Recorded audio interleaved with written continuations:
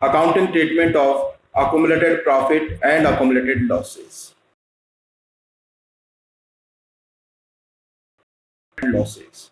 Accumulated profit and losses means profit of past few years or reserve which we have created firm, अपने firm के लिए जो अपन ने reserve इकट्ठा किया, पैसा इकट्ठा किया है, वो कहलाता है अक्यूमुलेटेड प्रॉफिट।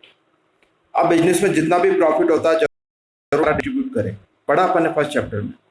कुछ प्रॉफिट को अपन रिजर्व में रिटेन करते हैं या ट्रांसफर कर देते हैं, पढ़ा वो भी 11th क्लास में कि अपन प्रोविजन और रिजर्व बनाते हैं। Reserves are created to give financial strength to the business को फाइनेंशियली साउंड करने के लिए हम लोग प्रॉफिट को इकट्ठा रखते हैं। सारा प्रॉफिट घर नहीं ले जाते, अपनी प्रैक्टिकल लाइफ में भी होता है। अगर मेरी सैलरी 1,50,000 है तो ऐसा नहीं होता कि पूरा 1,50,000 पूरे महीने में खर्च कर दूं। कोशिश करूंगा उसमें से 20,000, 30,000, 40,000 बचा के रखूं। क्यों बचाते हैं अपन लोग? फ्यूचर के लिए क्यों बचाते हैं? हाँ, क्योंकि कोई अनसीन एक्सपेंसेस आ सकते हैं, अचानक कोई लॉस हो सकता है, अचानक कोई बीमारी आ सकती है, अचानक कोई खर्चा आ सकता है, तो हम उसके लिए पैसा बचाते हैं। तो जो पैसा बचाते हैं वो हमारे लिए अकुमुलेटेड प्रॉफिट है, इकट्ठा किया हुआ प्रॉफिट है। अकुमुलेटेड का मतलब होता है इकट्ठा करना। अब ऐसा ही बिजनेस में लॉस भी होता है। अगर बिजनेस में लॉस, भारी भरकम लॉस हो रहा है, तो हम सारा लॉस एक साथ पार्टनर के अकाउंट में डिस्ट्रीब्यूट नहीं करते। एक साथ डिस्ट्रीब्यूट करने से उसकी कैपिटल और ज्यादा माइनस में जा सकती है, नेगेटिव हो सकती है। तो हम थोड़ा थोड़ा करके उस लॉस को पार्टनर्स को कैपिटल में ट्रांसफर करते हैं, या फिर फ्यूचर में जब प्रॉफिट होता जाता है तो हम थोड़ा थोड़ा लॉस को उसमें से राइट ऑफ करते जाते हैं। तो वो कहलाता है accumulated profit and accumulated losses. There are 7 accumulated profit and 2 accumulated losses. देखो क्या क्या है, ये लिखना है पहले ताकि याद हो जाएगा। There are accumulated profit, these are accumulated loss. Always you will find in the liability side. ये हमेशा liability side होंगे बैलेंस शीट, और ये हमेशा asset side में, क्योंकि इनका बैलेंस डेबिट होता है इसलिए asset side में, इसका बैलेंस क्रेडिट होता है इसलिए liability side। अब कौन कौन से accumulated profit losses हैं?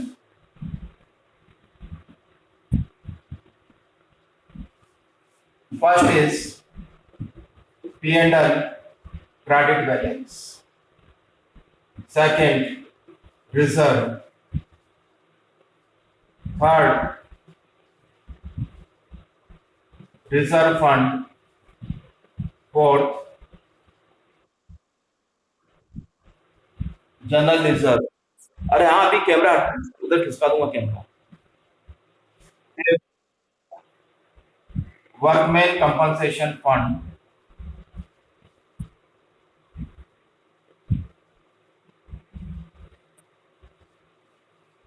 Workman compensation fund, investment fluctuation fund, ये पूरी पार्टनरशिप में काम आएगा। फ्लक्चुएशन फंड और रिजर्व, और एक लास्ट होता है contingency reserve.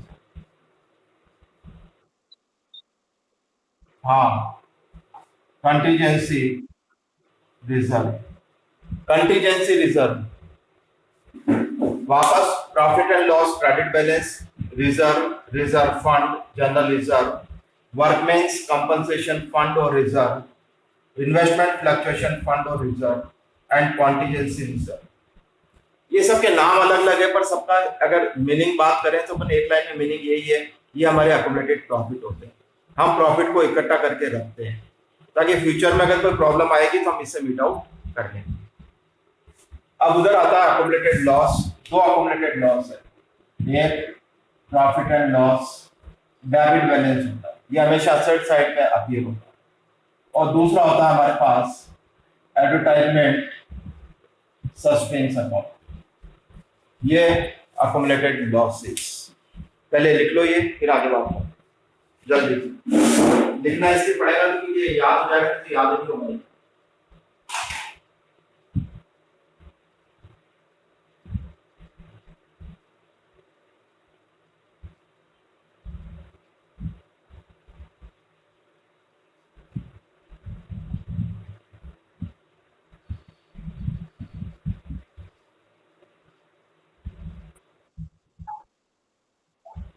Contingency reserve.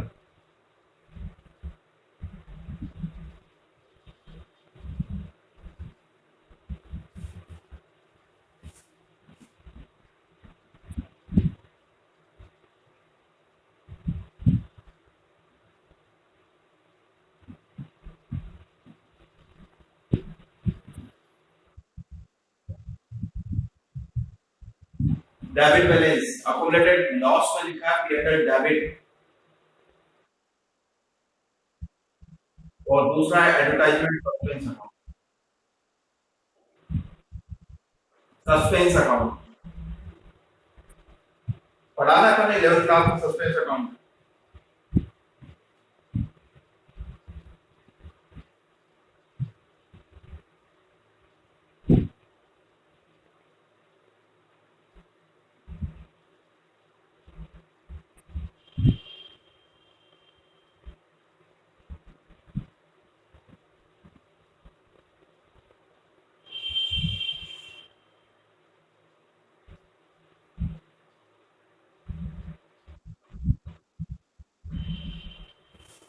Yes. When there is reconstitution of partnership, जब भी पार्टनरशिप बदलती है, पार्टनरशिप बदलती कब है? When there is change in profit sharing ratio, when there is admission of new partner, when there is retirement or death of partner, or when there is purchase or sale of business. It is called reconstitution of partnership. Partnership का दोबारा बनना। तो पुरानी partnership खत्म होती है और नई पार्टनरशिप बनती है। तभी हम गुडविल का ट्रीटमेंट भी करते हैं, जो अभी पढ़ा अपन ने, और तभी हम ये अक्यूमुलेटेड प्रॉफिट लॉस का ट्रीटमेंट भी करते हैं। अब सवाल आता है कि क्यों करते हैं ऐसा? For example, there is profit rupees 50,000 in the business and there are two partner A B 3:2। उनका प्रॉफिट शेयरिंग रेशियो 3:2 है, पहले से चला आ रहा है, और प्रॉफिट है 50,000। हमने पूरा 50,000 शेयर नहीं किया, उसमें से 10,000 रुपये अपने ट्रांसफर कर दिया रिजर्व में। रिजर्व में चला गया 10,000, बाकी 40,000 अपन ने ट्रांसफर कर दिया, तो ये आ गया 24,000 और 16,000। ये ए को मिल गया और ये बी को मिल गया। ये क्लियर है क्या बात? ये अपन ने पहले चैप्टर में पढ़ा है। इधर इसको हाँ शिफ्ट करता हूँ। ए और बी पार्टनर है, उनका रेशियो 3:2 है, ठीक है, दिख रहा है। 50,000 पे टोटल प्रॉफिट हुआ, उसमें से 10,000 तो अपन ने रिजर्व में ट्रांसफर कर दिए, बाकी 40,000 पार्टनर को शेयर कर दिया, 24,000 और 16,000। अगर ये 10,000 पे अपन शेयर नहीं करते तो पार्टनर को कितना मिलता? अगर ये 10,000 पे रिजर्व में ट्रांसफर नहीं करते तो ए को मिलता 30,000, बी को मिलता 20,000, तो 6,000 4,000 ज्यादा मिलता। ठीक है, ये बात क्लियर है क्या पहले जो मैंने अभी की है? गुनगुन, मोनिका, अब देखो, अब अगर अब अपन ने कहा कि साहब प्रॉफिट शेयरिंग रेशियो चेंज करके 1:1 करना है। अब अपन ने कहा कि 3:2 नहीं रखना है, 1:1 रखना है। अब रिजर्व तो अपन ने पहले बना दिया 10,000 रुपए। जब अपन ने 10,000 बनाया तो इसमें ए का कंट्रीब्यूशन कितना है और बी का? ये क्लियर है सबका? अब अब रेशियो कर दिया अपन ने 1:1। सुनो मेरी बात, अब 2021 के अंदर अपन ने कर दिया कि अब प्रॉफिट 1:1 में शेयर करेंगे। अब 2022 में अपन ने कहा दुकान बंद कर दो, तो वो जो रिजर्व अपने पास पड़ा हुआ है 10,000 रुपए, वो किसमें बांटेंगे?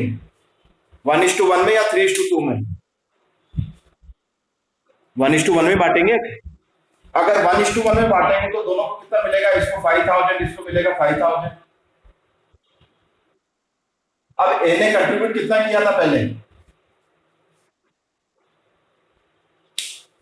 ए ने जब अपन ने रिजर्व बनाया तो कितने रुपए कंट्रीब्यूट? 6,000। और जब फर्म बंद होगी तो कितना मिल रहा है उसको? यानी इसने रिजर्व रिजर्व में लगाए तो 6,000 और दे रहे हो आप 5,000। बी ने लगाए तो 4,000, 5,000। तो लड़ाई होगी ना दोनों में। लड़ाई होगी कि भाई कंट्रीब्यूट तो मैंने 6,000 किया और मुझे मिल रहा है 5,000। वो कहेगा भैया जितना लगाया उतना ही दो मुझे तो। एक बार सोच के देखो, यहां तक क्लियर है क्या मेरी बात?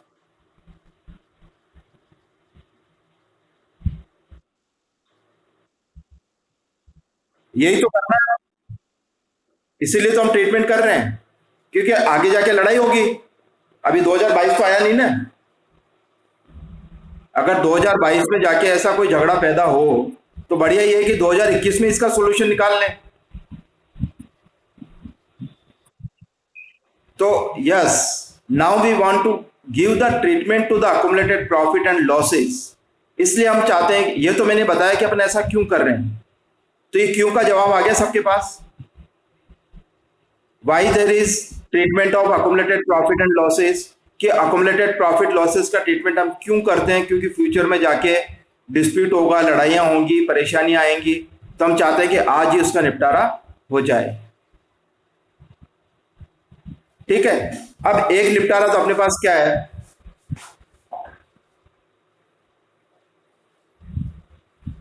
कि भैया जिस समय ये जब रेशियो चेंज हो रहा है 2021 में, तो इस रिजर्व को खत्म ही करते हैं अपन।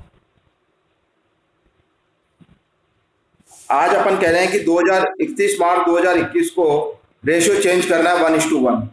तो जिस दिन रेशियो चेंज हो रहा है उस दिन जितना भी अकुमुलेटेड प्रॉफिट है वो वापस पार्टनर को दे दें, जिससे जितना लिया उतना वापस लौटा दें अपन उसको। भाई 6,000 लिया तो 6,000 दे दो, 4,000 लिया तो 4,000 दे दो। ठीक है ना। तो अब इसका अकुमुलेटेड प्रॉफिट लॉसेस के दो ट्रीटमेंट है। First, when accumulated profit and accumulated losses are to be transferred, ये ट्रांसफर करना है।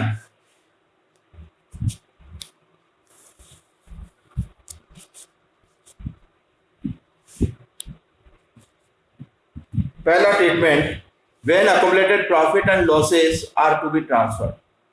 पहला तो ये सीधा सीधा ट्रीटमेंट है जो मैंने बताया कि जिससे जितना लिया उसको ओल्ड रेशियो में वापस ट्रांसफर कर दो पार्टनर को, झगड़ा ही खत्म। एक ने 6,000 मिला है, एक ने 4,000 मिला है, वापस 6 और 4 उसको क्रेडिट कर दो। तो एंट्री क्या करते हैं, अगर अकुमुलेटेड प्रॉफिट है तो पार्टनर को क्रेडिट करना, तो एंट्री क्या करें, suppose there is reserve account debit to A's capital to B's capital, यानी to partners capital, in which ratio, old ratio. Old ratio में ट्रांसफर कर दे। अब इस केस में ओल्ड रेशियो क्या था, 3:2। तो एंट्री क्या करते, अगर यही करना होता तो अपन एंट्री करते, reserve account debit 10,000 to A's capital to B's capital 6,000, 4,000 old ratio में। इन्होंने कंट्रीब्यूट भी कितना किया था, 6,000 और 4,000। दे भी कितना दिया, 6,000, 4,000, झगड़ा खत्म हो गया। अब अगर ये लॉस होता तो उल्टी एंट्री करते, अकुमुलेटेड लॉस होता तो ये अकाउंट डेबिट यानी partners capital account debit in old ratio and to advertisement suspense account, यानी लॉस होता तो पार्टनर को डेबिट करते और प्रॉफिट होता तो पार्टनर को क्रेडिट करते। ये बात समझ में आई क्या? टू एडवर्टाइजमेंट सस्पेंस अकाउंट पढ़ा अपन ने कि अकुमुलेटेड लॉस, दो अकुमुलेटेड लॉस होते हैं, एक P&L का डेबिट बैलेंस, एक एडवर्टाइजमेंट सस्पेंस अकाउंट।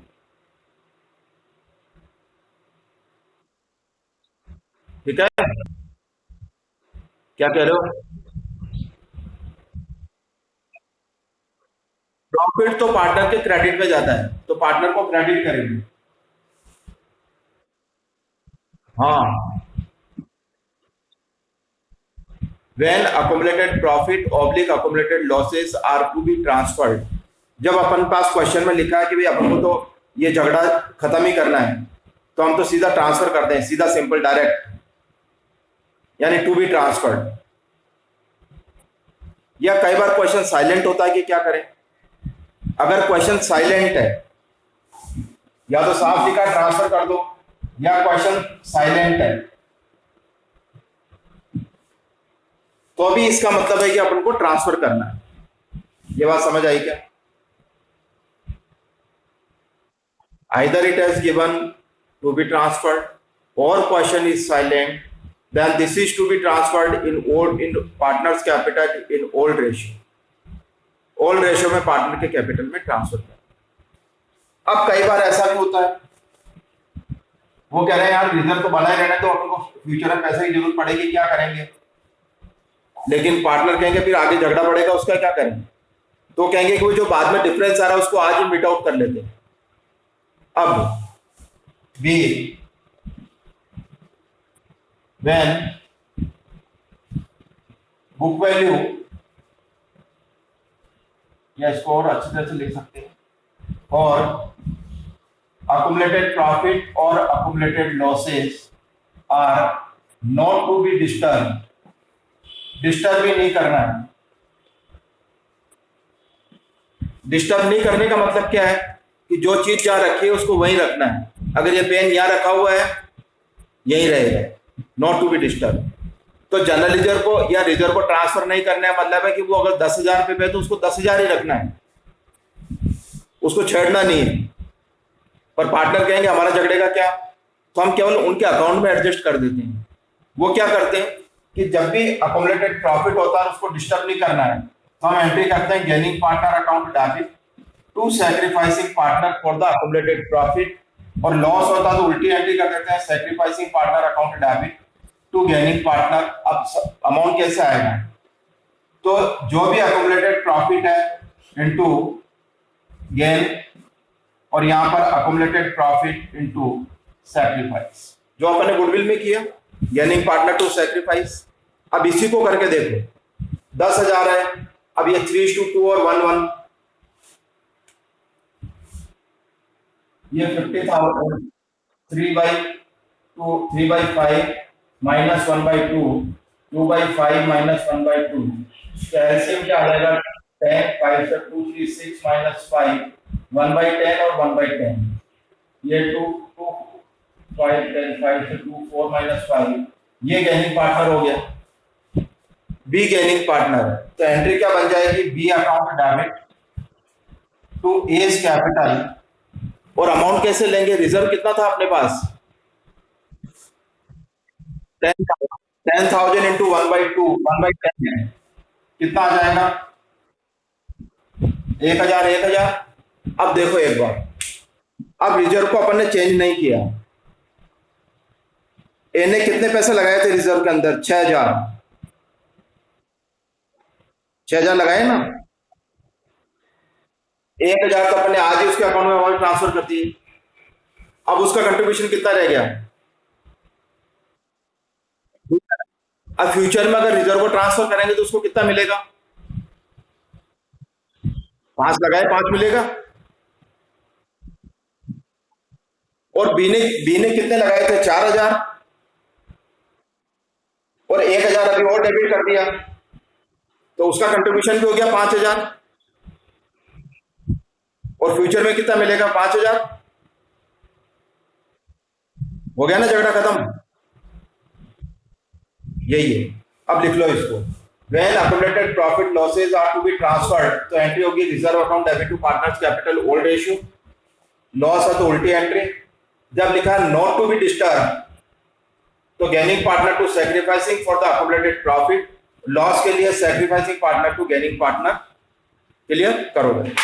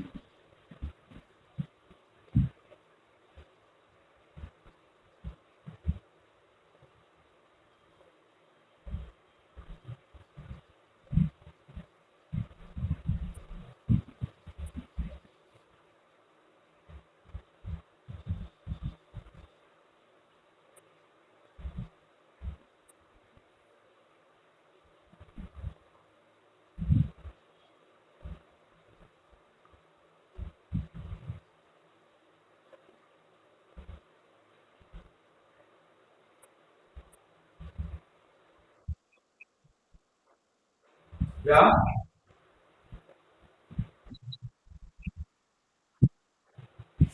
क्या कह रहा था, क्या कह रहा है?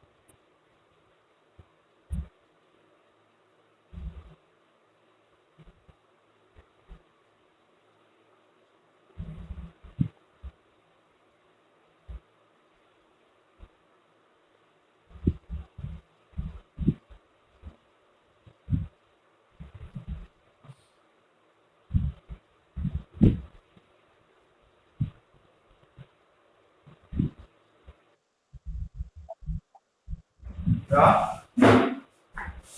क्या कह रहे हो? गुनगुन क्या कह रही हो? इस तरफ घुमाना है।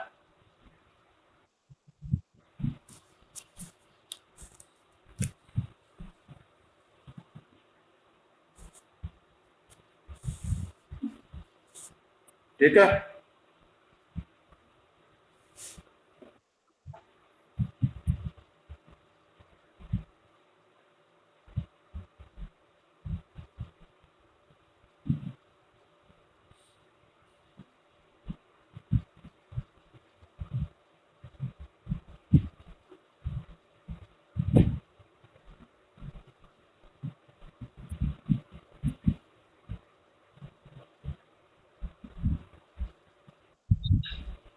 हाँ, अब देखो क्वेश्चन, एक क्वेश्चन कर लेते हैं। Nitya and Anand are partners sharing profit 3:2. They decided to share 1:1. On the date of change in profit sharing ratio, profit and loss account shows credit balance 1,50,000. Record the necessary journal entry for the distribution of the profit immediately before the change in profit sharing ratio. अब ये कह रहा है कि distribute करना यानी transfer करना। पहले तो ओल्ड माइनस न्यू, ये तो सब में निकालना अपन को, वो अपन निकाल ही चुके 3:2 में, तो यही आएगा 1/10 1/10। ठीक है। अब देखो कि ये अकुमुलेटेड प्रॉफिट है या अकुमुलेटेड लॉस है। लिखा है P&L क्रेडिट बैलेंस। प्रॉफिट है तो पार्टनर के क्रेडिट में लिखना है 3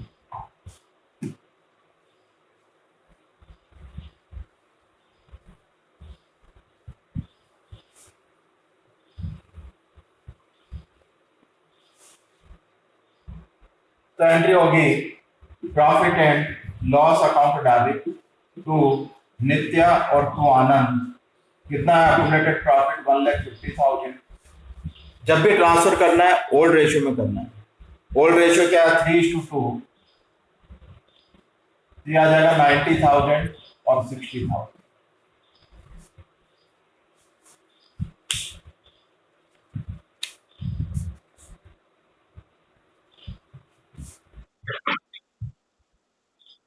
मैंने लिखा है तो मैंने शायद लिखा नहीं वो 7 अकुमुलेटेड प्रॉफिट, इसीलिए तो कहा मैंने। देखो मैंने पहले पॉइंट पे क्या लिखा है, P&L ब्रैकेट में क्या लिखा है, फिर तो P&L क्रेडिट यानी अकुमुलेटेड प्रॉफिट। प्रॉफिट है तो पार्टनर को क्रेडिट करना है। कल अपनी क्लास नहीं होगी, ठीक है।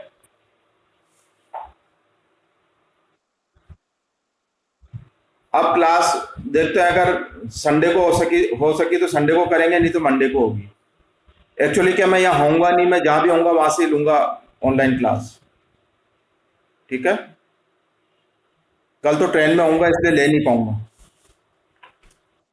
ओके।